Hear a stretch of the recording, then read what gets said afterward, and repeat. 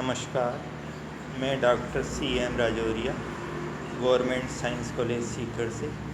आज हम physical chemistry for BSc part first start कर रहे हैं और फिजिकल केमिस्ट्री का थर्ड पेपर है।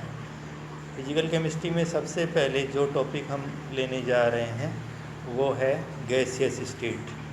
गैसियस स्टेट पदार्थ की 3 अवस्थाओं में से एक है। सॉलिड, लिक्विड और गैस हम जानते हैं पदार्थ की 3 अवस्थाएं हैं। और गैसियस स्टेट के बारे में हम पिछली कक्षाओं में भी काफ़ी पढ़ चुके हैं। हम जानते हैं आइडियल गैस इक्वेशन क्या है। आइडियल गैस इक्वेशन यानी आदर्श गैस समीकरण को हम PV बराबर nRT से दर्शाते हैं। और ये जो इक्वेशन है ये गैसों के नियमों से ही बनी है।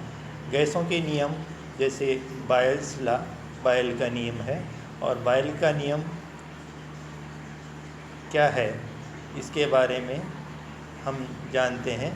बायल का नियम, the pressure of a given mass of an ideal gas is inversely proportional to its volume at constant temperature. अर्थात यदि गैस की निश्चित मात्रा ले लें तो उस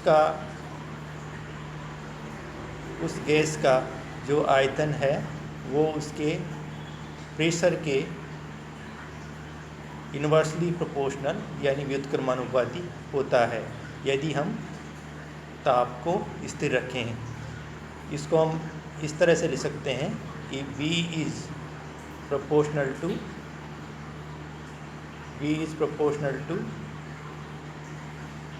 1/P। इसको दूसरी तरीके से हम ऐसे भी लिख सकते हैं कि P is proportional to 1/V। दोनों तरीके से हम इसको दर्शा सकते हैं एट कांस्टेंट टेम्परेचर। दूसरा नियम हम जो देखने जा रहे हैं वो है चार्ल्स का नियम। इस नियम के अनुसार यदि हम गैस की निश्चित मात्रा ले लें तो उसका आयतन उसके परम ताप के समानुपाती होता है यदि हम दाब को स्थिर रखते हैं।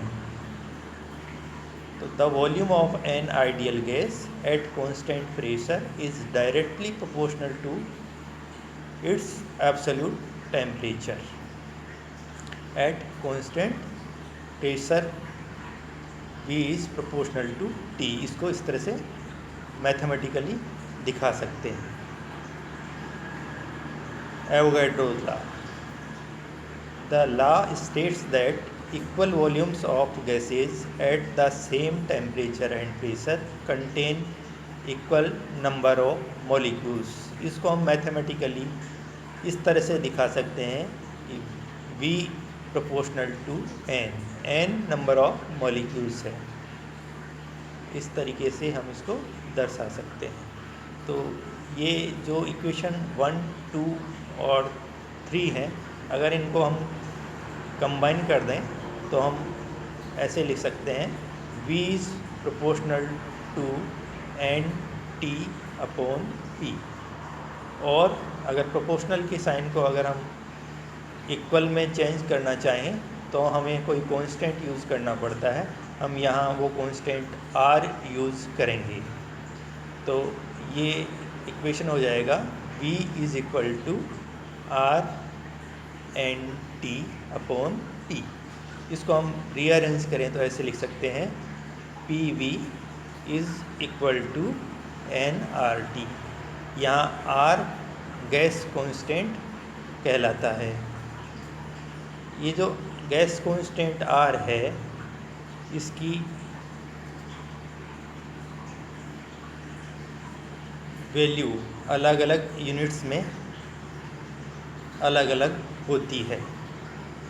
कई बार एग्ज़ाम के अंदर इसकी वैल्यू पूछी जाती है कि R की value litre atmosphere mole inverse kelvin inverse में क्या है, या अर्ग मोल इनवर्स केल्विन इनवर्स में क्या है, या joule mole inverse kelvin inverse में क्या है, या कैलोरी मोल इन्वर्स केल्विन इन्वर्स में क्या है, अलग अलग यूनिट्स के अंदर आर की वैल्यू ज्ञात करना।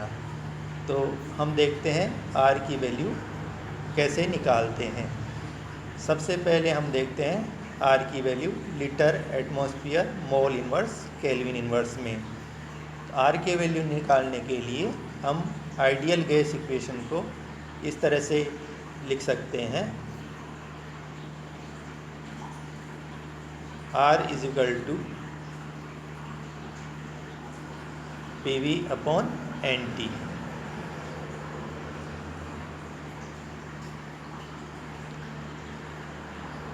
अगर हम 1 मोल गैस ले लें तो n is equal to 1 mole होगा, v is equal to 22.414 litre. ये NTP पर 1 मोल गैस का आयतन है। P is equal to 1 atmosphere and T is equal to 273.15 kelvin. ये सारी वैल्यूज़ अगर हम ऊपर वाले इक्वेशन में रख दें तो R is equal to calculate करने पर आता है 0.0821 litre atmosphere mole inverse kelvin inverse. तो ये जो वैल्यू है R की वैल्यू है litre atmosphere mole inverse kelvin inverse में।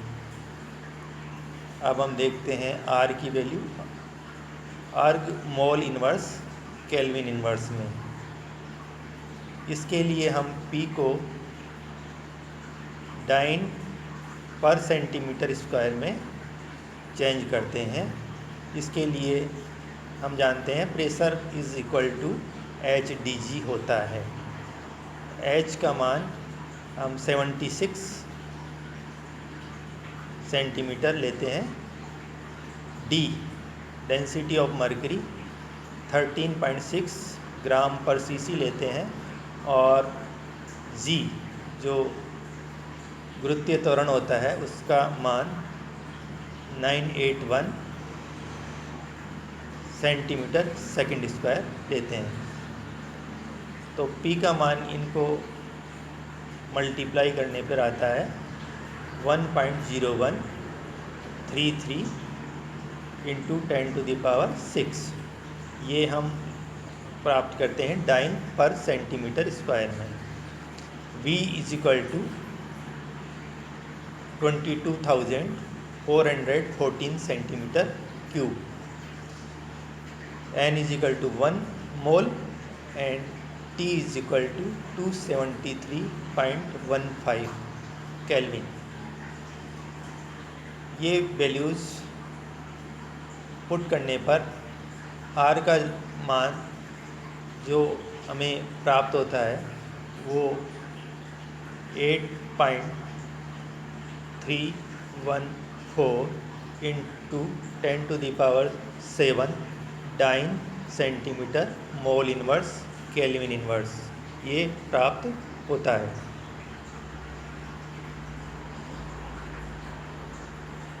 इसमें डाइन इंटू सेंटीमीटर को हम अर्ग से प्रदर्शित कर सकते हैं, इसलिए R की वैल्यू हम इस तरह से लिख सकते हैं, R is equal to 8.314 into 10⁷ erg mole inverse kelvin inverse. अब हम R की वैल्यू देखते हैं joule mole inverse kelvin inverse में। हम जानते हैं 1 जूल इज इक्वल टू 10⁷ अर्ग होता है। तो जो ऊपर हमने R की वैल्यू अर्ग में निकाली है उसको हम इस तरह से लिख सकते हैं, R is equal to 8.314 joule mole inverse kelvin inverse में। R की वैल्यू को हम कैलोरी में भी दर्शा सकते हैं। इसके लिए हमें जूल को कैलोरी में चेंज करना होता है। हम जानते हैं कि 1 कैलोरी बराबर 4.18 जूल के बराबर होता है। तो R का मान कैलोरी में निकालने के लिए हमें 8.314 को 4.18 से डिवाइड करना होता है और हमें जो मान प्राप्त होता है वो है 1.99 calorie mole inverse kelvin inverse. इस तरीके से हम R के मान अलग अलग पद्धतियों में ज्ञात कर सकते हैं। तो आज हमने देखा कि आदर्श गैस समीकरण क्या होता है और हम R के मान अलग अलग पद्धतियों में किस तरह से ज्ञात